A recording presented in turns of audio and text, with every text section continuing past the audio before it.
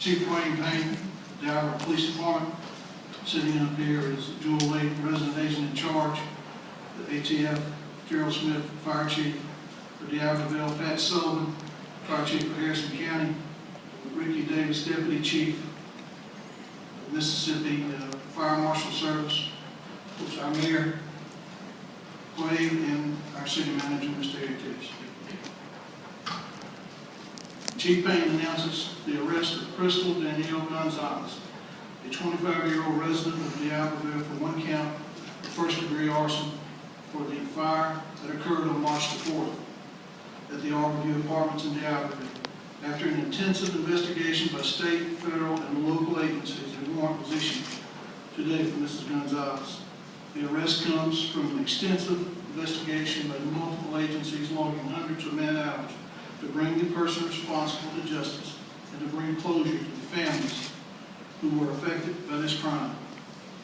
Chief Payne would like to thank the members of the following agencies for their support during and after the devastating fire: the Arbor Fire Department, the Arbor Police Department, Biloxi Police Department, Biloxi Fire Department, Keesler Air Force Fire Department, Bureau of Alcohol and Tobacco and Firearms, Harrison County Fire Service, State Fire Marshals, Harrison County District Attorney's Office, and the Harrison County Sheriff's Department, all who played an integral part in solving this crime.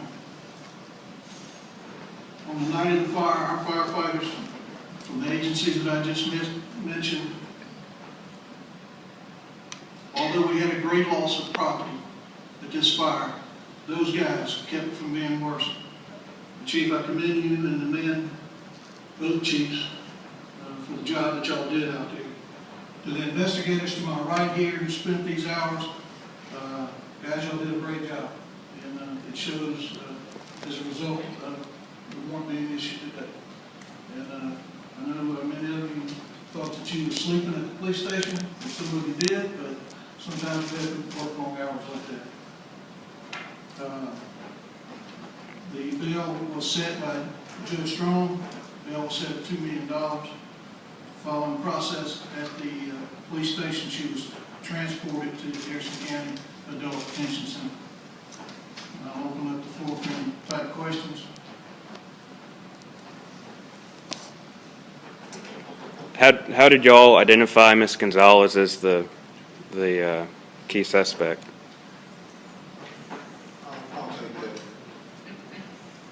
The most important thing that we must all remember is this is an ongoing investigation. The suspect who has been arrested still has the presumption of innocence, and the burden of proof is on the people you see sitting here at the dais. So because of the fact that this is an ongoing investigation, there are certain aspects about this live, active investigation that we're not going to release. We are still investigating.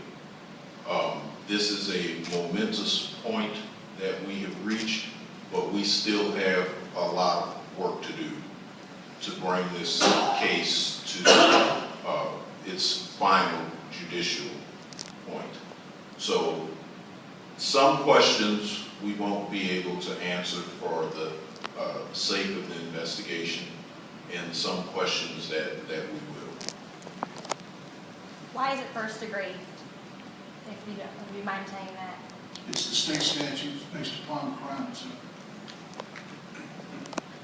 Who did Gonzalez live with? Pardon me? Who did Gonzalez live with?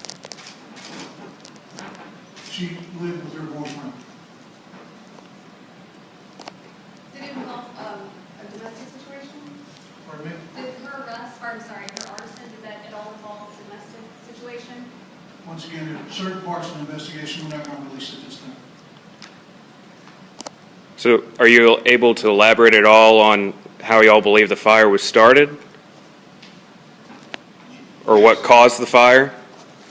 We can say, and we're going to let the State Fire Marshal's Office and the fire experts talk on it a little more, but we can say that this was a set fire or an incendiary fire.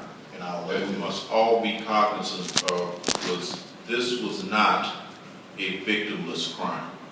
We have a large number of victims that are involved in this situation, and we just want to make sure that everyone knows that we are working diligently, we are working right as we speak,